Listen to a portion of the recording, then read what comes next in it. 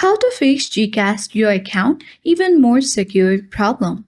Hey everyone, welcome to the channel. This is Rose and I'm here to guide you to fix GCash your account even more secure problem. So do watch video till the end and without any further ado, let's dive right into the video. So first of all, when you get this kind of message on your screen, simply what you need to do is you need to enter your mobile number and create a new account. There you can select the next button at the bottom of the screen and easily get verified of your number.